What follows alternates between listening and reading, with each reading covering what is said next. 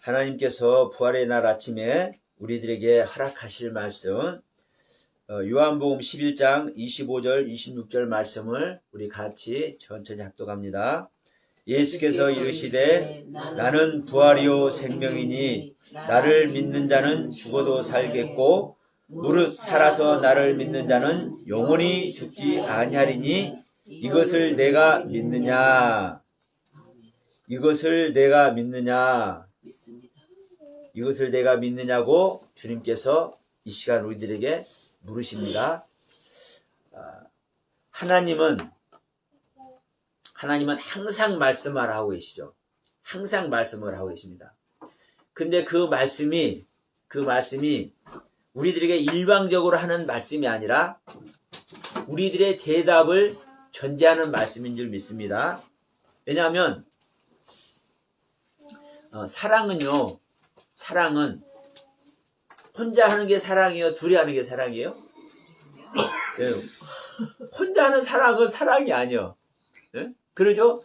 둘이 하는 게 사랑입니다. 또 둘 이상이 하는 게 사랑입니다. 자, 사랑의 극치가, 사랑의 최고봉이 뭐예요? 오늘의 주제, 부활입니다. 왜냐하면 우리 주님은 우리가 죄인 되어 있을 때 우리에게 뭐를 확증하신 거예요? 당신의 사랑을 확증하시고. 무엇으로? 부활로. 자, 이게 결과물입니다. 사랑의 결과물. 자, 사랑한다. 다 얘기를 해. 쉽게 말할 수 있어. 근데 자, 예수님께서 우리를 사랑하기 위해서 이 땅에 오셨고 우리를 사랑해 주셨죠. 얼마나 많은 사람들 사랑해 주셨습니까? 그런데 그 결과물로 무엇을 내주신 거예요? 실제로 예수님께서 부활해 주셨어요. 예수님께서 부활해 주셨어요. 근데 자, 이 부활은, 예수님께서 보여주신 이 부활은 무엇을 전제하는 거요? 고난과 죽음을 전제하는 겁니다. 반드시 죽음이 있어야 부활을 하는 거예요. 죽음이 있지 않고는요, 부활이 있을 수 있습니까? 없습니까? 없는 거죠. 또 다른 말로 하면, 내가 죽은 존재인 줄 알아야 부활 세계를 가는 겁니다. 근데 오늘날 왜 부활을 못 가는 줄 아십니까? 자기가 죽은 존재인 걸 몰라. 다 살아있다고 생각해. 또 다른 말로 하면 하나님의 은혜 안에 있다고 생각하고 하나님의 사랑 안에 있다고 생각을 해. 생각해 보세요. 하나님은 죽은 자와 사랑을 나눌까요? 안 나눌까요? 하나님은 죽은 자에게 은혜를 주실까요? 안 주실까요? 하나님은 죽은 자와 대화를 할까요? 안 할까요? 다시 말합니다. 하나님은 죽은 자와 대화를 하고 죽은 자와 사랑을 하고 죽은 자에게 은혜를 베풀어 주십니다. 예수님이 오셨을 때 다 죽은 자였다니까. 이 죽은 자들하고 대화하고 사랑을 베풀어 주셔. 은혜를 내려주셔. 그런데 지금 조금 전에 제가 말씀했죠. 하나님은 죽은 자와 대화를 안 하시고 하나님은 죽은 자에게 은혜를 안 주시고 하나님은 죽은 자와 사랑을 나눌 수가 없어요. 그러면 어쩌란 소리냐? 왜 이랬다 저랬다 하냐? 이렇게 이제 반문을 해야 돼, 저한테. 왜?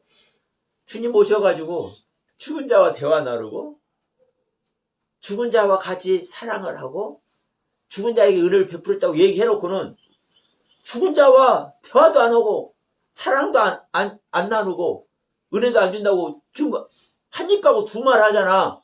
이러잖아요. 제가 지금 한 입 갖고 두 말 했어. 그런데 이 한 입 갖고 두말한 이야기가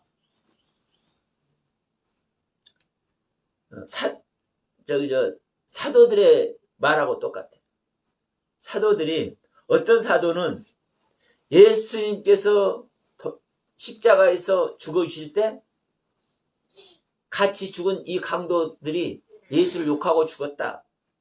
둘 다 이렇게 얘기하고, 어떤 사도는 한 강도는 욕했는데 한 강도는 욕 안 했다. 이렇게 얘기를 해요. 그래서 실제로 주님께서 오늘날 너가 낙원에 있을 것이다. 이렇게 말씀까지 하셨어. 이게 한 입 갖고 두 말하는 거예요. 다시 말하면 주님께서 한 입 갖고 두 말한 겁니다. 성령님이. 이러면 이제 큰일 난대. 어떻게 성령님이 한 입 갖고 두 말하냐? 어? 서영아 목사, 당신이 그런다고 몰라도. 근데 보세요. 자, 마태와 마가, 마태 사도와 마가 사도가 성경을 기록할 때 자기 마음대로 쓴 거요? 누가 함께해서 쓴 거요? 누구 생각대로? 네, 성령님의 생각대로. 제자들이 성경 기록할 때요, 네? 성경 기록할 때 자기 생각대로 쓴 게 아닙니다. 성령님의 가르침대로 쓴 겁니다. 그러면 누가 사도가 성경 쓸 때 누가 가르쳐줬어? 성령님이.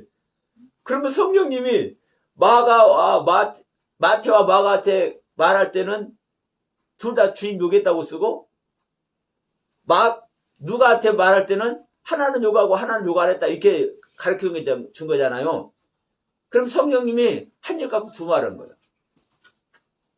지금 저도 한 입 갖고 두 말했어. 그런데 여러분, 이게 복음이라는 것을 아시길 바랍니다.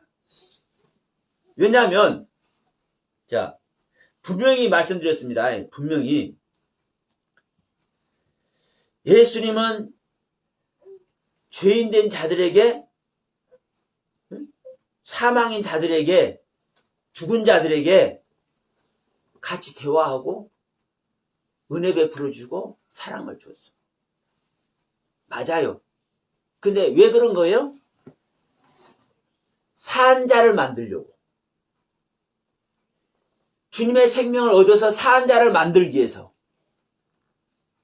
그렇죠? 그런데 이들하고 이 죽은 자들하고, 죄인들하고 사망인 자들하고 대화하고 은혜를 베풀으시고 같이 사랑을 나누는데, 이들은 실제 구원 안에 있는 거니까 아닙니까? 아닙니다. 그래서 이들이 여전히 자기 안에 있으면 어느 순간에 떠나버려. 똑같습니다. 자, 예수님께서 가버나움과 벳세다와 고라신에 가서 복음을 전합니다. 복음을 전한다는 거 뭐 한다는 거예요? 이들하고 대화를 하는 거고, 이들의 은혜를 나눠주는 거예요. 이들을 사랑하니까 지금 가서 지금 복음을 전하는 거예요. 그런데 이들이 받아들여, 안 받아들여요? 안 받아들이죠? 나와서 저주해버리죠? 근데 어느 순간 떠나버리는 거예요. 제가 이런 말씀 드리면, 우리 주님은, 떠나는 하나님이 아니다. 오래 참고 기다리실 하나님이다. 이렇게 말하는 사람도 있어요. 그래, 맞아. 분명히 그러긴 해. 근데 어느 순간에 떠난다니까. 안 들으시면? 제 말이 아니잖아요.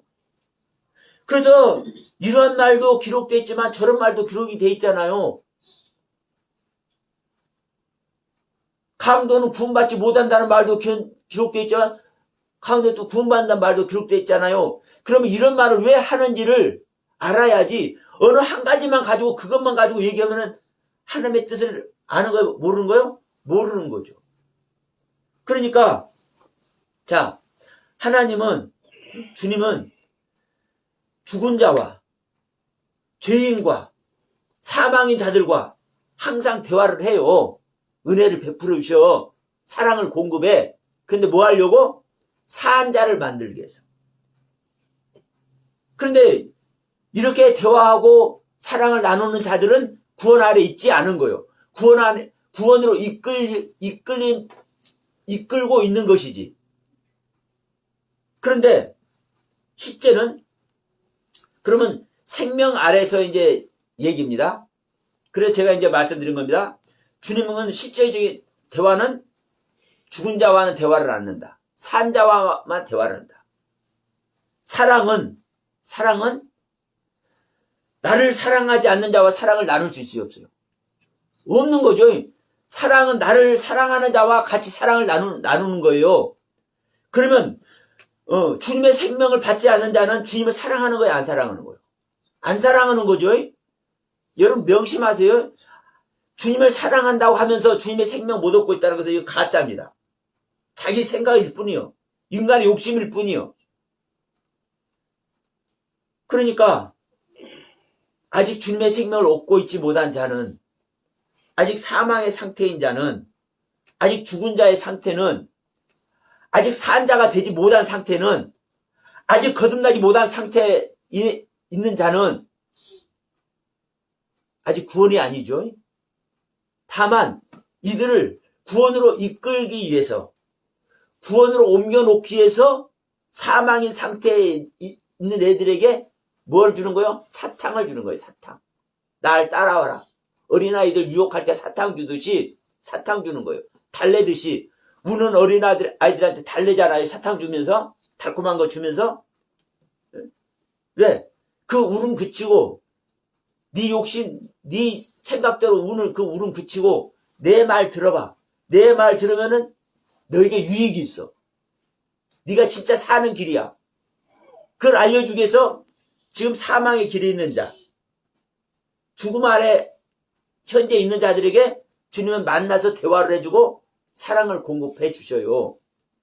그러나 실질적인 대화는 죽은 자와는 대화를 해요, 안 해요? 안 해요. 죽은 자와는 사랑을 나눠요, 안 나눠요? 안 나눠요. 그래서 여러분, 사랑을 소유한 자만, 하나님의 생명을 소유한 자만 하나님과 대화가 되고 하나님의 사랑을 공급받을 수 있는 거예요. 여기에 있는 자들이 부활인 거예요. 여기에 있는 자들. 우리가 부활의 주님은 날마다 만나죠. 사실 날마다 우리 하나님 만나는 거와 똑같은 얘기예요. 부활의 주님을 날마다 만나고 하나님이 날마다 만나는 거예요. 우리가 성경 말씀을 통해서도 만나고 풀 한 포기를 보면서도 만나고 구름 흘러가는 것을 보면서도 만나는 거예요. 모든 만물의 세계를 삼라만상을 보면서 우리는 다 주님을 만나는 거예요. 문제는 이것을 만나는 것을 아는 것을 주님을 안다고 생각을 해요. 거기에 있는 것은 전부 다 사탄에게 속는 겁니다. 그것을 보고서 내 자신을 알고, 저 흘러가는 구름도 주님의 뜻대로일진데 나는 그러지 못하니까 나는 죄인인 걸 알고, 들꽃 하나 보고도 들꽃도 하나님께서 말씀하죠. 들이 피는 백합화를 봐라. 길쌈도 하지만 좋은 데 잘 핀다. 날아가는 새 한 마리 봐라. 누가 거두지 않지만 저 새도 주님께서 잘 키운다. 근데 나는 잘 키우려고 하는데도 불구하고 주님께 키움을 받지를 못해. 예? 성경 가지고 있으면서도. 들꽃 마냥 때가 되면 꽃이 피고 때가 되면 꽃이 사그라들어서 다시 저장하고 이것을 반복하잖아요. 이 땅속에서. 다시 말하면요, 해가 질 때가 있으면 해가 뜰 때가 있고, 사랑할 때가 있으면, 이거 문제였다. 미워할 때가 있으면 그것을 거두어버리고 사랑할 때가 있고, 반드시 이게 와요. 주님의 말씀 아래 있으면. 근데 우리는 미워하는 생명 안에 있으면서도 이것을 걷어버리고, 이제 이것을 없애버리고, 사랑하는 마음으로만 반응돼야 되잖아요. 근데 이 온전한 세계 가요? 아니요. 사랑하는 것 같은데 또 믿음이 또 발동되고 항상 이 아래 있어. 그러면 우리는 들꽃의 경륜에도 있지 못하고 흘러가는 구름의 경륜에 있지도 못하고 날아다니는 새의 경륜 아래도 있지 못하는 거예요. 그러면 이 만물을 보면서 우리가 이 만물보다 못하는 죄인인 것을 알고 하나님께 무릎 꿇어져야 비로소 뭐 하는 거예요? 부활의 생명과 만날 수 있는 거예요. 주님께서 말씀하셨잖아요. 오늘 본문 요한복음 11장 25절에서 나는 부활이고 생명이다. 예수님께서 분명히 말씀한 거예요. 내가 살아나는 것이 부활이고 생명이라고 한 것이 아니라 지금 이 얘기는 예수님께서 죽었다고 부활한 다음에 한 소리 아니에요? 죽기 전에 얘기한 거잖아요. 예? 죽기 전에 얘기를 하는 거요. 야, 나는 지금 내가 너희들하고 같이 있다가 나중에 죽을 건데 그때 다시 살아나는 것이 내가 부활하는 거다. 이렇게 말한 것이 아니라 야, 너희 오라버니 나사로가 죽었잖아? 어? 근데 네가 그 죽음을 통해서 슬퍼하고 있잖아? 근데 잘 봐. 네가 나를 믿지? 어? 그래서 나를 기다렸지? 어? 근데 내가 부활이고 내가 생명이야. 생명이라는 것은 단지 사는 생명을 생명이라 안 합니다. 하늘의 생명을 생명이라고만 얘기를 하는 거예요. 성경은요. 우리 인간의 생명은 이 땅에서의 생명은 자, 우리는 이 화초도 생명이고 새들도 생명이고 벌레나 짐승들도 생명이잖아요. 그래서 저 불교인들은 벌레도 쉽게 안 죽이잖아요. 사실 그것도 귀한 거예요. 사실. 그러니까 다 생명이요. 근데 성경은요. 이런 생명을 생명으로 안 친다니까요. 하늘의 생명, 하나님의 생명만 생명이라고 얘기를 해요. 그래서 우리들도 마태복음 8장 22절 보면 야, 네 아버지가 죽어서 그 장사 지내고 나 따라온다고? 아니야. 그 죽은 자들로 너희 아버지 죽었는데 그 너희 아버지 주위에 사람들 많지? 그들도 다 죽은 자야. 그러니까 죽은 자들로 죽은 너희 아버지 장사 지내게 하고 너는 산 것이 뭔지를 알았지. 생명이 뭔지를 알았지. 죽은 자이고 너는 함께 하면 안 돼. 죽은 자들의 세계에 너는 있으면 안 돼. 그러니까 너는 그냥 나를 따라와. 이 말씀 하잖아요.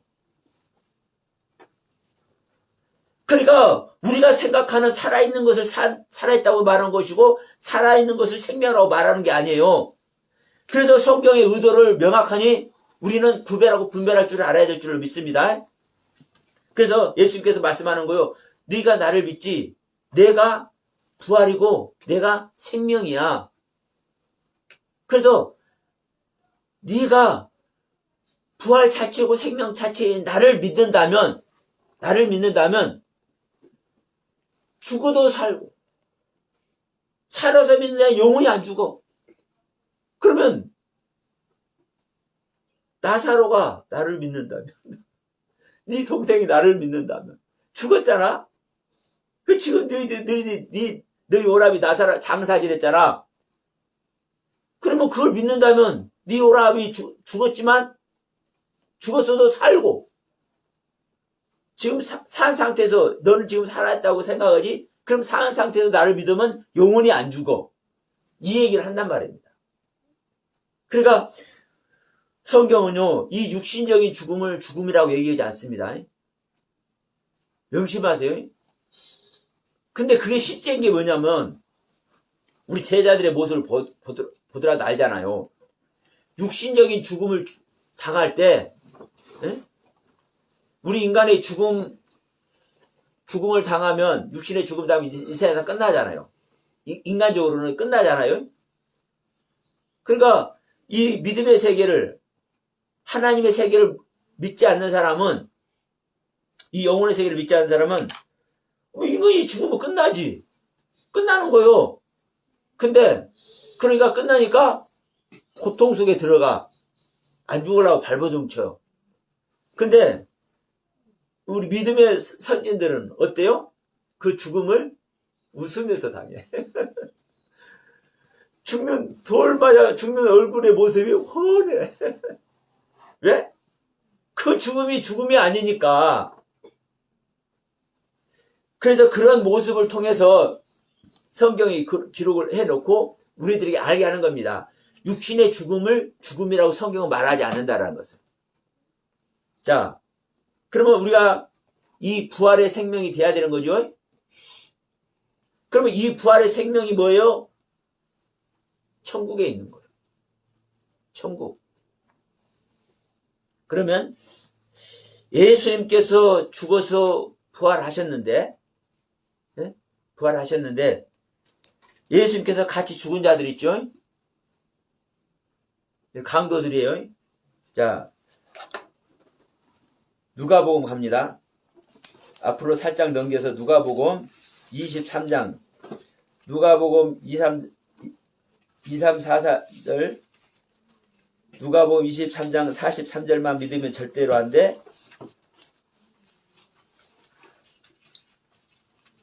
왜 누가복음 23장 43절만 믿으면 절대로 안 되냐면, 이제 기억합시다. 마가이로 43절하고 마태복음에서는 두 강도는 반드시 예수님을 요괴입니다. 자, 예수께서 42절에 이렇게 합니다. 강도가 말하되 예수여 당신의 나라에 임하실 때 나를 기억하소서. 나를 구원해달라고도 안 해요. 나를 기억하소서. 그러면 이 강도가 지금 우리는 그냥 일반 우편 강도라고 얘기를 해요. 그러면 그냥 우편 강도라고 얘기하자고요. 그럼 우편 강도는 예수님이 어느 분인지 아시니까 좌편 강도한테 말하는 거예요. 야 이놈아, 우리는 죄 짓고 살았지만 이분은 잘못한 것이 없다 인생에서. 근데 왜 욕하느냐 하면서 얘기를 하는 거예요. 주님 나라에 임하실 때는 나를 좀 기억이라도 좀 해주세요. 자기는 구원받을 수 없는 존재인 거 아니까 기억이라도 해달라고 얘기를 하는 거예요. 그러니까 예수님께서 43절에서 이렇게 말씀합니다. 예수께서 이르시되 내가 진실로 내게 이르노니 오늘 내가 나와 함께 낙원에 있으리라 하시니라. 그러시고 숨을 거두셔. 그러면 여러분 지금 이 문장으로 보면 낙원이면 지옥이요 천국이요? 예? 예. 주님과 같이 있으니까 천국이죠. 이 천국 맞아요. 천국 맞아. 그런데 천국 맞는데 그러면 이 세상에 실컷 죄 짓고 있다가 숨 꼴딱 넘어갈 때 주여 죄송합니다 그러면 천국 가느냐. 그래서 인정할 때 이 신앙 고백들을 많이 시켜요. 여러분 명심하세요. 정말 귀한 모습이긴 합니다. 왜? 마지막 숨이 붙어있는 순간에라도 주님을 고백하게 하는 거 귀한 거죠. 그거 절대 저기 폄하하거나 그거 저기 하면 안 돼요. 정말 귀한 거요. 그러나 여러분 명심할 것은요. 진정한 천국은 아니에요. 진정한 구원은 아니요.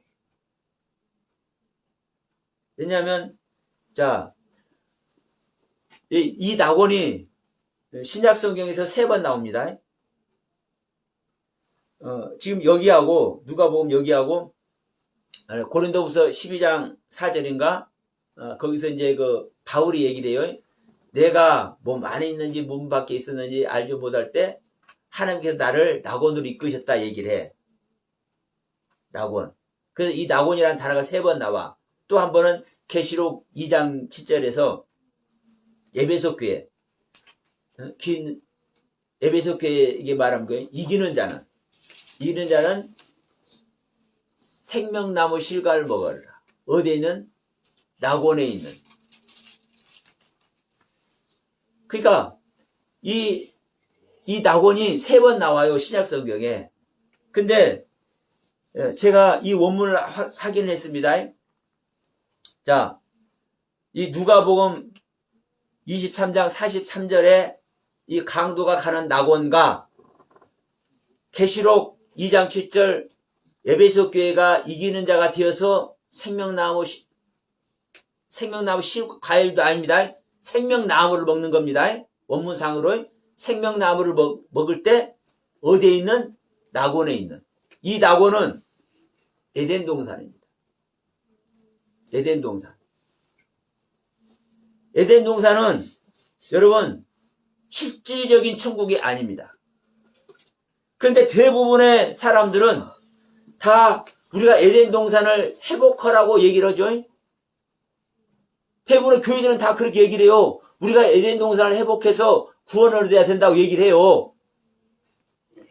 근데 명심하세요. 성경에 어디 에덴 동산 회복하라는 소리가 있어요? 네? 천국 얻으라는 소리를 하지. 구원을 얻으라는 소리를 하시지. 에덴 동산은요, 성경에서 말하는 진정한 구원이 아니에요. 그런데 이런 것을 보기 때문에 이것도 천국이라고 얘기를 해. 제가 항상 말하지만, 자, 주여 주여 하는 자마다 주의 이름을 성령으로 하지 아니하고 주의 이름을 부를 수 있어 없어요? 성경에? 없죠? 그러면 주님의 이름 부르는 그 자체가 성령에 의해 산다고요. 성령님의 도우심으로. 그러니까 주님의 이름 부르는 자체가 구원 아래 있다고 할 수 있는 거예요. 근데 그러면 이 말만 써먹을 거예요? 주여 주여 하는 자마다 천국에 다 들어가는 것이 아니라 아버지의 뜻대로 행하는 자만 천국에 들어간다. 이 말을 어떻게 할 거예요? 이런 말 한두 군데 있는 거 아니잖아요? 어? 그 주여 주는 자마다 천국 가는 것이 아니라 아버지 뜻대로 행하는 자만 천국 간다고 얘기를 하잖아요. 그러면 주여 주는 자는 구원 아래 있는 거예요, 없는 거예요? 아닙니다. 이게 낙원의 모습이에요. 에덴 동산. 그래서 고린도후서 12장 4절에 바울이 말하는 이 낙원은 에덴 동산이 아닙니다. 제가 그 원문을 제가 이제 그 분해 사전에서 제가 안 찾아봤기 때문에 그 부분을 내가 확인해서 말씀드릴게요. 그런데 그러나 분명한 것은 그 사도 바울이 말하는 그 낙원으로 이끌렸다는 이것도 사실 에덴 동산이랑 같은 의미라고 저는 생각을 해요. 왜냐? 자, 바울이 말할 때 뭐라고 얘기합니까? 내가 몸 안에 있는지 몸 밖에 있었는지 알지 못하는 가운데 이끌렸다고 얘기를 봤죠? 이끌렸다. 어디로 이끌린 거요? 하나님께 이끌린 거죠. 제 얘기를 할게요. 제가 선악을 알게 하는 나무가 하나님입니다. 그것도 성부 하나님입니다. 이걸 알게 하실 때 그냥 내가 자신이 그냥 알았겠습니까? 하나님께 이끌림 받아서 알았겠습니까? 저도 이끌림 받은 거예요. 제가 이 계시의 말씀 한다고 하잖아요. 그 계시의 말씀 하는 자체가 이끌림 받기 때문에 제가 말씀을 드리는 거예요. 그냥 가인 얘기가 일반적인 가인 얘기가 아니라 완전한 죄인에서 하나님께서 원하시는 생명의 상태까지 이것이 탈바꿈 되어가는 이야기가 가인의 족보 이야기다. 이거 알게 하실 때 이거 이런 것이야? 이렇게 제가 알았겠어요? 하나님께 이끌림 받았기 때문에 제가 아는 거예요. 아브라함 얘기든 선악과 이야기든 뱀 이야기든 바벨탑 이야기든 홍수 심판 이야기든 두강도 이야기든 계시록 7머리 10뿔 이야기든 인자의 이야기든 율법을 왜 폐하는지 이런 이야기든 저는요 이끌림 받을 때 안다니까요. 저도 바울이 이 이야기 하는 거예요. 자기가 비몽사몽간이라고 쉽게 해서 우리가 이렇게 표현해요. 내가 몸 안에 있는지 몸 밖에 있는지. 왜냐하면요 내가 몸 안에서 일어나는 것 같은데 내 몸 안에서라고 또 얘기를 해야 돼. 밖에라고 이야기해야 돼. 이게 분간 안 되는 거요. 자, 보세요. 제가, 그 전에 이런 말씀 드렸죠. 15일에서 20일 사이에 그 주님을 만나는 기간을 제가 실제로 보였다는 것. 그 낮에도 실제로 이게 뭐라 할까? 멍 때린다고 그래야 할까? 뭐, 이게 묵상 중이라 할까? 그럴 때는, 지금 현실 세계지만 내 안에 느끼는 것이 있어.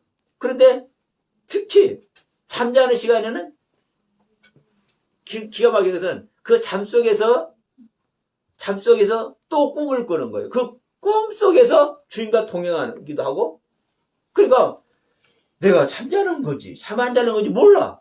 그럼 이런 상태가 몸 안에 있는지 몸 밖에 있는지 이런 얘기를 하는 거예요. 바울의 표현대로. 그러니까 몸 안에 있는지 몸 밖에 있는지 모르는 상태에서 하나님께 낙원으로 이끌림을 받았다. 근데 이 낙원이란 얘기가, 자 보세요. 바울이나 저나 어떤 상태라는 거요? 완전히 완성된 상태입니까? 아닙니까? 하나님과 같은 완전한 완성의 상태가 아닙니다. 저도 계속 제 상태만큼 알아간다고 얘기를 해줘요. 제 생명의 상태만큼, 제 생명의 레벨만큼. 그러니까 낙원은 뭐 하는데요? 성장하는데요. 성장. 에덴 동산에서 무슨 일이 일어나요? 창조가 일어나잖아요. 이 창조가 성장이라고요. 신앙의 성장. 에덴 동산에서 맨 처음에 아담을 짓는데 거기서 나무가 나게 하고, 거기서 내 강이 흐르게 하고, 거기서 짐승을 만들고, 거기서 마지막 하와를 만들고, 계속 이 창조 얘기하는 거라니까요. 창세기 1장의 창조와 창세기 2장의 창조와 같은 창조라고 창세기 2장 4절에서 얘기를 합니다. 이게 뭐예요? 신앙의 성장을 얘기를 하는 거라니까요. 신앙의 성장. 이게 에덴 동산이에요. 근데 왜 이게 신앙의 성장인지 아세요? 이게 어디서 가르치는 겁니까? 하나님 나라에서 가르치는 겁니까? 아니면 에덴의 동산을 창시해서 하나님께서 오십니까? 하나님께서 오시는 거예요. 에덴의 아다마라는 땅에 창세기 2장이 땅이 전제되죠? 땅이 아무것도 없죠? 이 땅이 아다마라는 땅이라니까요. 아담이라는 땅이라니까요. 이 땅에 에덴이라는 동산을 창설하시고, 누가? 하나님이. 거기 하나님께서 오시는 거죠. 그래서 거기서 뭐 하는 거예요? 가르치잖아요. 거기서 우리 신앙이 성장하는 거예요. 이게 에덴 동산이에요. 자, 누가복음, 자 봅시다. 누가복음 13장. 제가 봉독이 올립니다. 누가복음 13장 25절. 예, 누가복음 13장 25절. 집주인이 일어나, 24절부터 제가 읽을게요. 좁은 문으로 들어가기를 힘쓰라. 내가 너희에게 이르노니 들어가기를 구하여도 못하는 자가 많으리라. 좁은 문이 구원의 길입니다. 집주인이 일어나 문을 한번 닫은 후에 너희가 밖에 서서 문을 두드리며 주여 열어주소서 하면 그가 대답하여 이르되 나는 너희가 어디로서 온 자인지 알지 못하노라 하리니. 어느 날 집주인이 문 닫아버린다고 얘기하잖아요. 응? 근데 이 집주인하고 같이 가는 길은 어떤 길이에요? 좁은 길이에요. 생명의 길이요. 구원의 길이요. 근데 어느 날 문 닫아버리고 모른다고 그런 거예요. 그러니까 26절에 그때에 너희가 말하되 우리는 주 앞에서, 주님의 앞에서 먹고 마셨으며 주는 또한 우리의 길에서 가르치셨나이다. 어디에서? 우리의 길에서. 그래서 우리는요, 주님과 같이 배우고 먹고 마시면서 배우는 이 길이, 신앙이 성장하는 이 길이 어디에 사는 거요? 우리의 길에서 하는 거요. 나의 땅에서. 누가 와서 하나님이 오셔서, 주님이 오셔서. 이게 바로 어디라는 거요? 이게 에덴 동산이라고요. 이게 에덴 동산. 그러니까 여기에 있는 단어는, 자, 이 에덴이라는 단어의 의미를 보면요, 기쁨과 즐거움이요. 왜 기쁨과 즐거움이요? 아니, 주님과 같이 하니까, 하나님과 같이 하니까 기쁨과 즐거움이죠. 나 혼자 있으면 지옥인데, 내 세계에 하나님과 아버님과 기쁨과 즐거움이라니까. 그런데 이 에덴이라는 단어가 어디에서 유래가 되냐면 아덴이라는 단어에서 유래가 돼요. 네? 이 아덴이라는 단어는 뜻이 뭐냐면 방종하다는 뜻을 가지고 있어. 안정감이 없다는 뜻을 가지고 있어. 그러면 이 에덴은, 기쁨과 즐거움인 이 에덴은 어떤 차원의 기쁨과 즐거움이에요? 방종할 수 있는 생명, 안정감이 없는 생명의 상태에서 기쁨과 즐거움이에요. 자, 내 땅에서 주님께서 오셔서 가르쳐 주셔요. 그러니까 기쁨과 즐거움 아래 있어요. 그런데 나는 언제든 방종할 수 있는 생명이고, 내 생명 가지고 있기 때문에 나는 안정감이 없어. 안정감은 온전히 주님의 생명으로 연합되어야만 안정감이 있는 겁니다. 근데 여전히 내 생명 아래서 가르침을 받고 있기 때문에 안정감이 없어. 그러니까 방종할 수가 있어. 그러니까 주님을 안 따라가니까 어느 날 주님이 문 닫아버리고, 집주인이 문 닫아버리고 모른다 하잖아요. 나의 길에 오신 주님께서 떠나가 버린다니까요. 베라신과 가버나움과 고라신의, 베라신이야 벳세다. 벳세다와 가버나움과 고라신의 주님께서 전도를 하다가 이들이 안 받아들이니까 주님께서 떠나버리잖아요. 똑같은 얘기예요. 주님께서 가르치시는데 안 받아들이면 떠나버린다니까요. 주님께서 오셔서 지금 가르쳐 주는데 이들이 안 받아들이잖아요. 자기의 길을 버리고 이제 주님의 길을 따라가야 되는데 여전히 자기 길에만 있잖아요. 그러니까 어느 날 문 닫아버리고 나는 어디를 모른다 한다니까요. 그래서 나를 떠나가라 하잖아요. 그럼 우리 길에서 내가 떠나갈 수 있습니까? 여전히 우리는 우리 길에 있어요. 그 말은 뭐예요? 주님께서 떠난다는 뜻이에요. 이게 어디예요? 낙원이에요. 이 주님과 낙원에 있어도 구원이에요? 아니에요? 아니에요. 다만 어떤 구원이에요? 아주 부끄러운 구원이에요. 부끄러운 구원. 이 사망의 웅덩이에서, 예? 자, 소돔과 고모라에, 예? 유황불이 막 내려요.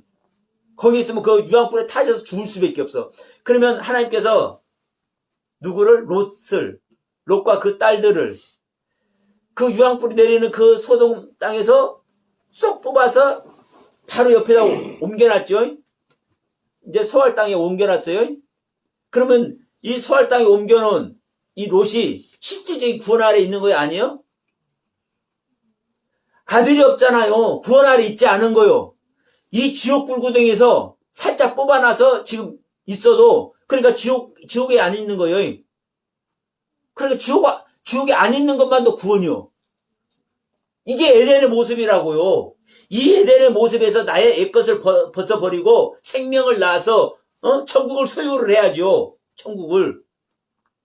그러니까 에덴과 천국은 차원이 다른 거예요. 성경에서 말하는 천국, 킹돔, 이 천국은요 하나님의 영역이에요. 하나님의 영역. 이 천국은, 하나님의 영역은 완성입니까? 비완성입니까? 완전한 완성이에요. 천국은. 응? 그래서 천국 가는 것하고요 낙원은 전혀 차원이 다른 거예요. 명심하셔야 돼요. 이 영상 보시는 분도 명심하셔야 됩니다. 천국과 낙원은요 전혀 다른 거예요. 성경에서 말하는 천국과. 자 마태복음 갑니다. 마태복음 3장.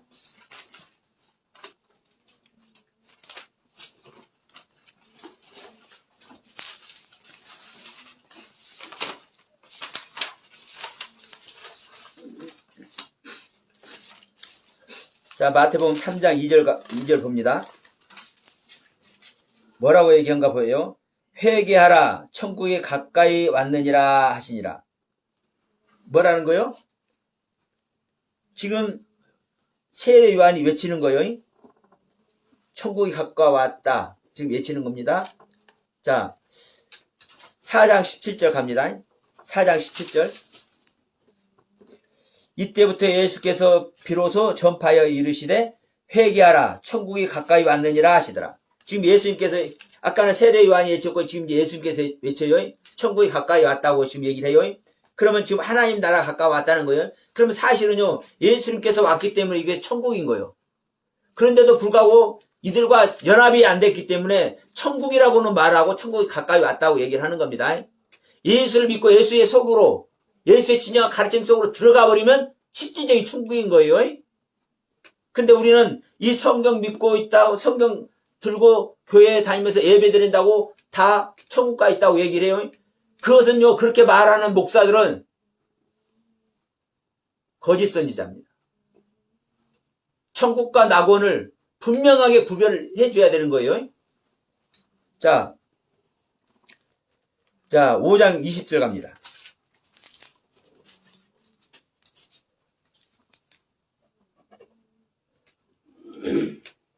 5장 20절에 이렇게 말씀하죠. 내가 너희에게 이르노니 너희 의가 서기관과 바리새인보다 더 낫지 못하면 결코 천국에 들어가지 못하리라. 지금 바리새인과 서기관을 놔놓고 얘기를 하는 거요. 바리새인과 서기관을 놔놓고 너희들이 이 바리새인과 서기관들보다 믿음이 더 좋지 않고는 결코 천국에 들어갈 수 없는 거예요. 근데 우리는 이 바리새인과 서기관을 얘기를 할 때 이상하게 얘기를 해. 이들에게 뭐 해칠한 무덤이니 이 독사의 자식들아, 이렇게 주님께서 말씀을 하다 보니까 이 형편없는 자들로 얘기하는데 절대 그렇지 않습니다. 바리새인은요, 판결하는 자요. 서기관은요, 기록하는 자요. 그 의미를 보시라고요. 하나님의 말씀으로 판결하는 자가 어디 안에 있는 거요? 사실은 천국 안에 있어야 되고, 하나님의 것을 기록하는 자가 서기관이에요. 기록하는 자는요, 말씀을 아는 자가 기록하지 모르는 자가 기록해요? 그 의미를 보시라는 거예요. 서기관이라고 말을 하고 바리새인이라고 말하는 의미. 자, 다시 한번 갑니다. 마태복음 11장 11절. 우리 잘 아는 말씀이죠. 자, 마태복음 11장 11절. 내가 진실로 너에게 말하노니 여자가 낳은 자 중에 세례 요한보다 큰 이가 일어남이 없도다. 그러나 천국에서 지극히 작은 자라도 이보다 크니라 하시니라. 12절에 세례 요한의 때부터 지금까지 천국은 침노를 당하나니 침노하는 자는 빼앗느니라. 여러분, 천국은요, 빼앗는 거래. 여러분이 천국이 뭔지 알고 그 천국을 빼앗지 못하면 여러분 절대 천국 갈 수 없습니다. 그 천국은 여러분 누구한테 빼앗는 거예요? 내 자신에게 뺏는 거예요. 어떤 내 자신? 옛 생명인 나, 사단인 나, 마귀의 자식인 나에게 천국을 뺏는 거예요. 내 생명을 포기해버리는 게 천국 뺏는 겁니다. 예, 주님을 믿는 믿음을 전제하고 있잖아요, 우리는. 그러니까 거기서 내 생명을 포기해버리면요, 주님께서 임하시는 거예요. 왜? 우리의 영은 주님의 영과 같은 단계입니다. 자, 그럼 보세요. 세례 요한은 어떤 자입니까? 여러분, 세례 요한 허트럽게 알고 큰일 납니다. 세례 요한 낳을 수 있는데 낳은 거요? 낳을 수 없는데 낳은 거요. 무엇으로 말미암아? 성령으로 말미암아. 그래서 세례 요한은 뱃속에서부터 성령이 충만한 자예요. 세례 요한이 어마어마한 자입니다, 여러분. 그렇기 때문에 주님을 예비를 하는 거요. 이 세례 요한의 세계를 내가 가지고 있어야 주님께서 오신다니까요. 이 세례 요한의 세계를 내가 가지고 있지 못하면 주님 절대로 안 와요. 근데 이 세례 요한이 여자가 낳은 쪽에 가장 작은, 가장 큰 자래. 응? 여자가 낳은 자 중에 가장 큰 자야, 이 세례 요한이. 근데 이 여자가 낳은 자 중에 가장 큰 자인 이 세례 요한이 천국에서는 가장 낮은 자보다 작대. 그럼 천국 가요, 못 가요? 못 가요. 세례 요한도. 그러나 실제로 세례 요한은 천국하고 천국에서 큰 자입니다. 근데 이 의미를 보라는 거예요. 이렇게 말씀하는 의도. 여자가 낳은 자 중에는, 우리는 다 여자가 낳은 자입니다. 그러니까 여자가 낳은 자의 생명을 버리고 하늘 생명, 하나님의 생명을 얻어야 된다고요.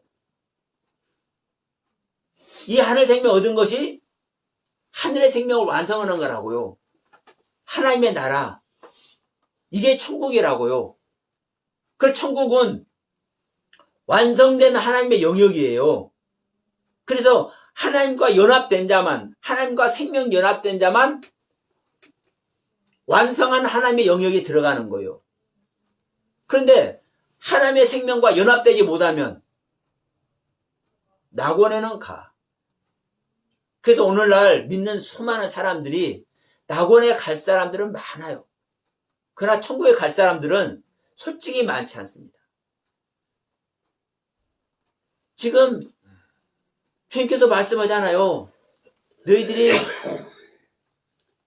구원받으려고 좁은 길에 들어가려고 하느냐? 아니야. 좁은 길에 가려고 하는 자가 아주 적다라고 얘기해요. 적다. 이 적다라는 단어가요. 한두 명, 두세 명밖에 안 된다는 의도예요. 여러분, 그러나 소망하는 자는 다 갈 줄로 믿습니다. 왜냐하면요, 초대교회 보면 알아요. 초대교회 보면. 초대교회 성도들 학식이 있어서 그 거듭나는 길에 간 줄 알아요? 그런데 그들 교육도 못 받으면서 그 굴 속에서 살면서 숨어서 살면서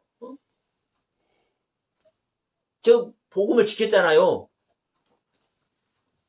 또 그냥 그렇게 숨어 있다가 잡히면 사자 먹이도 되고, 창으로 찔러 죽이거나 돌맞아 죽이기도 하고, 불에 태워 죽이기도 하고, 그러면서도. 그러니까 초대교회 성도들 보면 알아. 갈망하는 자들은, 사모하는 자들은 가. 근데 이 세계를, 이 천국을 바로 알고 그 세계를 향하지 못하면 절대로 못 가요. 낙원에는 갈 수 있어. 강도같이. 예? 강도같이. 그래서 여러분, 오늘 주제인 부활과 천국과 낙원은 같은 것 같지만 낙원과 천국은, 낙원과 부활은 전혀 다른 겁니다. 명심해야 됩니다. 그런데 온 교회는 낙원을 다, 에덴 동산을 다 회복하래. 에덴 동산을 회복해야 구원을 얻는다고 그래. 아니요, 여러분. 물론 에덴 동산을 회복해서 에덴 동산에서 완성이 되어야 이게 뭐가 되는 겁니까? 남자와 여자 한 사람 아닌 두 사람인데, 창세기 2장에서 남자와 여자를 만들잖아요. 이씨와 이씨를. 그런데 나중에 뭐라고 그래요? 남자가 부모를 떠나 여자와 한 몸, 한 빠샤를 이룰지니라. 이게 구원이라고 얘기를 해요. 내 안에 남자와 여자가 한 존재가 될 때, 이게 구원이라고요. 창세기 2장의 창조가, 창세기 2장의 경륜으로 신앙이 성장해야 이것이 바로 어디에 이르는 거예요? 천국에 이른다고요. 그러면 창세기 2장에서 동산 중앙의 나무의 모습으로 나타나든, 내 강의 모습으로 나타나든, 짐승과 새의 모습으로 나타나든, 이 상태에 있으면 천국 가요, 못 가요? 못 가요. 낙원에 있는 것이지. 성경 너무나도 명백하게 얘기하고 있는데, 응? 이 낙원을 천국이라고 다 얘기를 하고, 응? 이 낙원을 회복해서, 이 에덴 동산을 회복해서 구원길을 가라고 다 얘기를 해. 에덴 동산을 회복하는 것이 구원이라고 얘기를 해.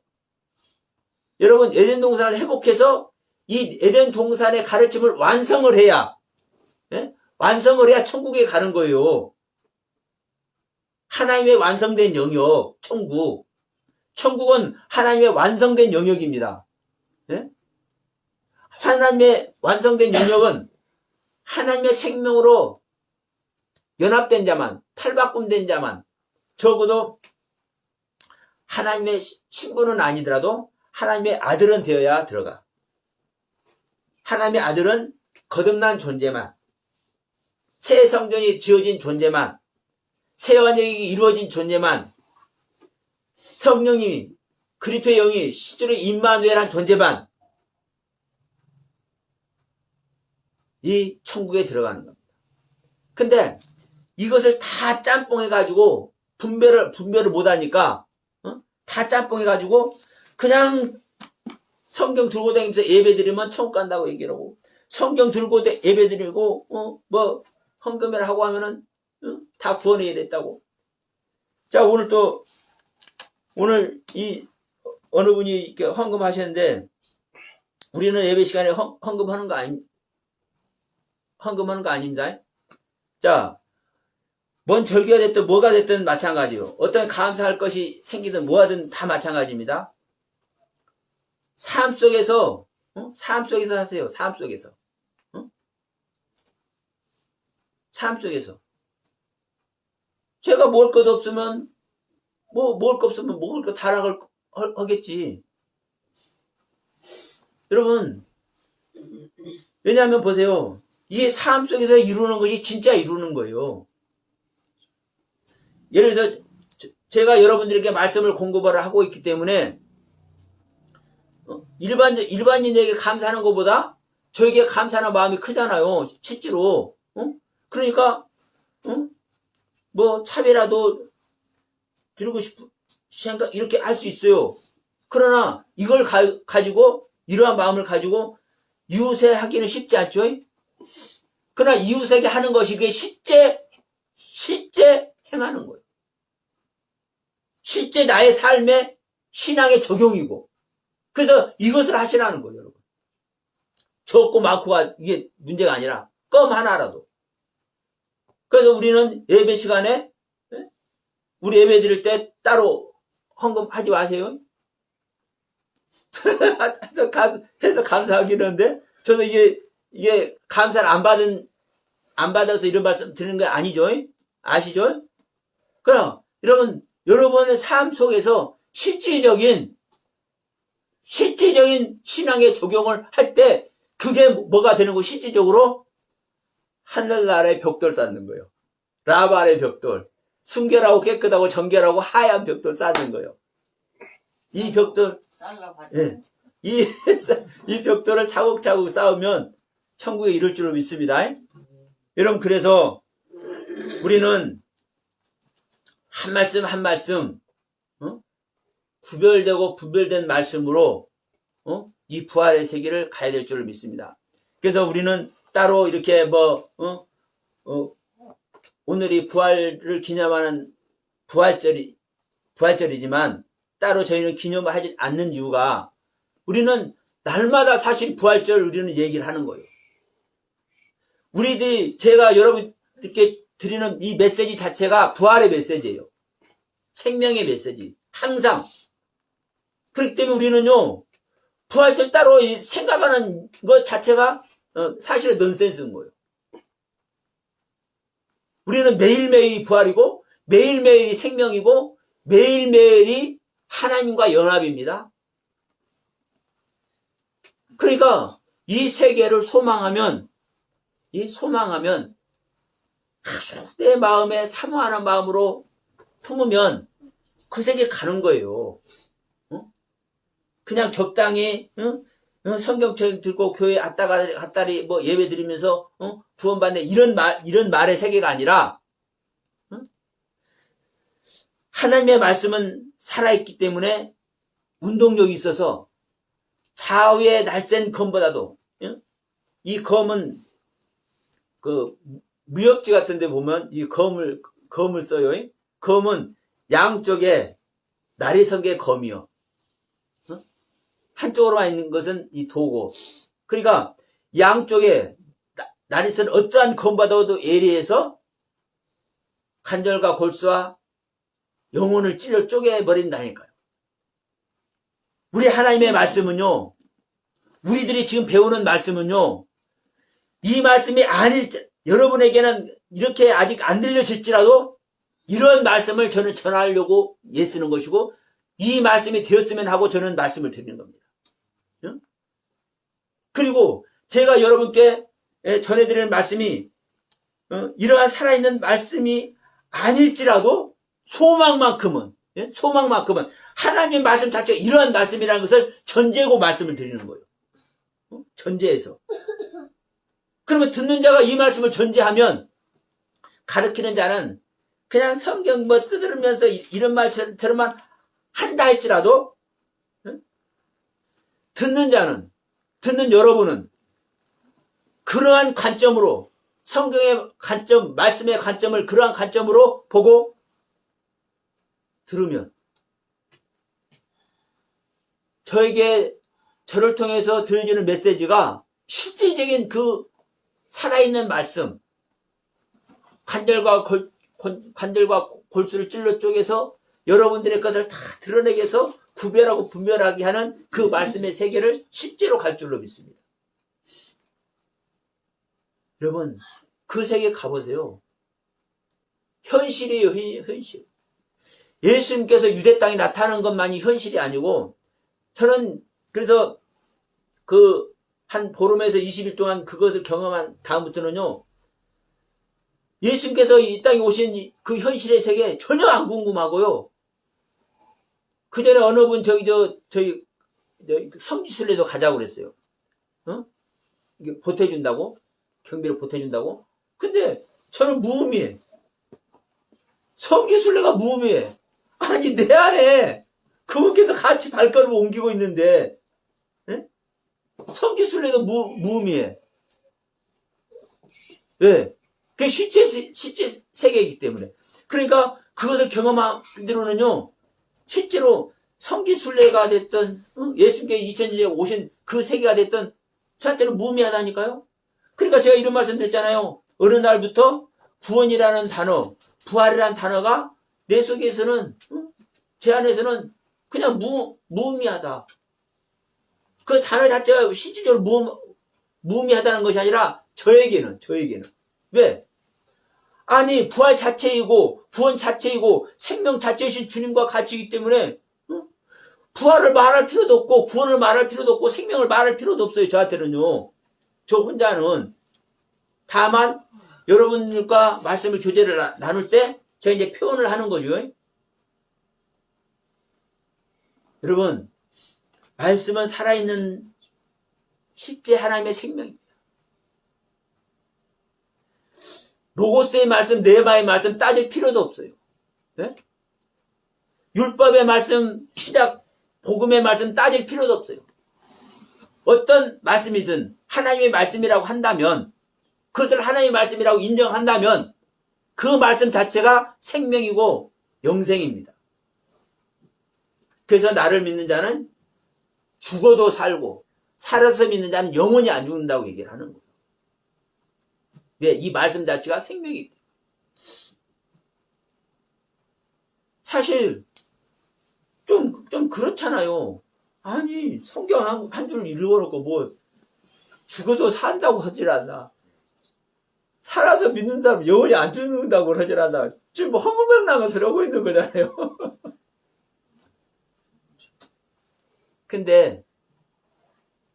그런데 사실 이게 실제라는 거예요. 그리고 이 실제가 우리의 영혼을 책임져 주는 거예요. 그래서 많은 사람들이 이런 부분을 실제로 경험을 하기 때문에 다시 한번 얘기지만 죽으면서도 얼굴이 환해가지고. 어? 돌 맞아서 그 고통 중에 죽어가는데 어떻게 얼굴이 환해질 수가 있냐.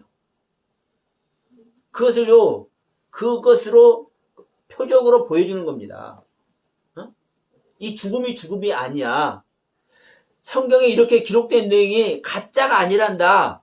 이것을 보여주는 거예요, 사실은요. 그럼 여러분, 이 세계가 있다면 이 세계 가야 되잖아요. 우리 인생 살아봤자 몇십 년 살아나요. 어? 실제로. 우리가 갈 수 있다면 이 세계 가야 되잖아요. 영원히 안 죽는 세계, 죽을 수가 없는 세계, 영생의 세계. 다시 한번 얘기합니다, 여러분. 부활은 죽은 자가 사는 겁니다. 죽은 자가 사는 거예요. 그런데 내가 죽은 자인 것을 알지 못하면 절대 부활을 할 수가 없습니다. 근데 더 중요한 게 뭐다? 대부분의 사람들이 내가 죽은 자가 되어서 부활했다고 다 그렇게 가르치고 그렇게 가르침 받아오다 보니까 그렇게 믿고 있다. 여러분, 부활된 자는요, 우리 서두에 말씀이 됐습니다. 하나님과 대화를 해. 대화가 돼. 네? 하나님과 대화가 된다고요. 하나님과 대화가 되면 이 성경 말씀 물어보고 자식 할 것 있겠습니까? 없겠습니까? 네? 내가 부활 생명이 되면 하나님과 대화를 하는 존재라니까요. 하나님과 대화를 해. 그러면 하나님과 대화를 하면 제가 부활 생명 아래에 있기 때문에 일정 부분 하나님과 대화를 한다니까요. 대화를 하기 때문에 하나님께서 주시는 이 대답으로 말미암아, 제가 항상 말씀드렸죠. 우리 서두에도 얘기했습니다.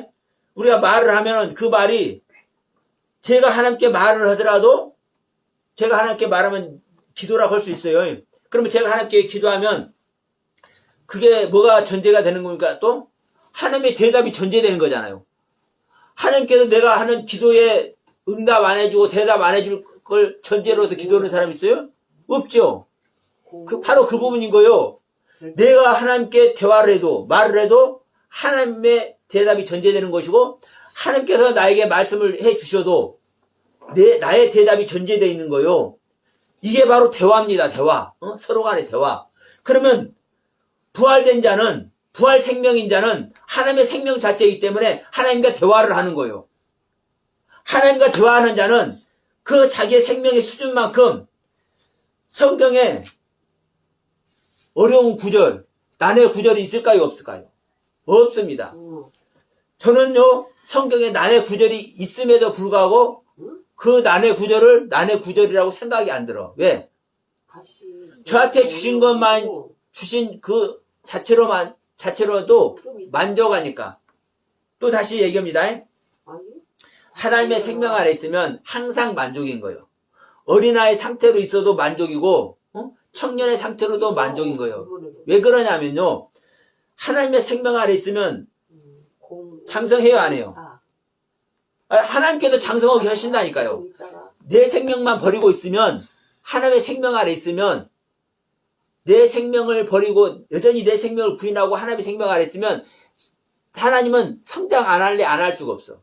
왜? 이게 하나님의 소원이니까. 그러면 내가 어린아이 상태에 있어도 만족하는 이유가 성장하니까 알아질 건데. 안 그래요? 왜? 보세요. 어린아이 상태에서 만족하지 근심 걱정해요? 안 해요? 안 한다니까. 자기가 모르는 것이 천진데도 근심 걱정 안 한다니까. 똑같아요. 자, 우리가 중고등학생 돼서 청소년이 됐어요. 그러면 사실 또 근심 걱정 합니까? 안 합니까? 하긴 하는데 어떤 상태만큼 걱정해? 자기 수준만큼 근심 걱정해. 자기 수준만큼. 근데 사실은 어른의 상태에서 보면 근심 걱정이 없는 거예요.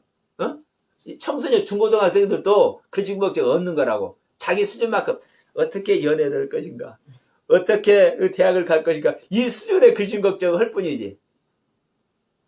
그러니까 뭐는 거요? 근심 걱정 항상 만족이라니까요. 우리 인간의 세계에서도 그러는데 성경은 어떻게 했습니까? 완성의 세계인데.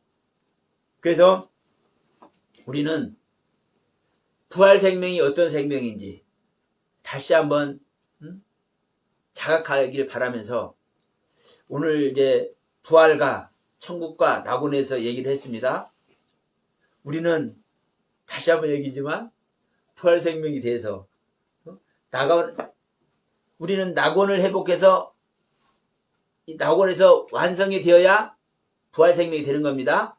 천국의 생명이 되는 겁니다. 그래서 천국의 생명이 된 자만, 부활 생명이 된 자만 누가 대화를 할 수 있어요? 하나님과 대화를 할 수 있습니다. 하나님과 대화할 수 있는 자만 실질적인 하나님과의 사랑의 관계가 되는 겁니다. 그 진정한 사랑의 관계만이 실질적인 부활 아래 있다는 것을 다시 한번 말씀드리면서 오늘 말씀 마치려 합니다. 자, 기도합시다.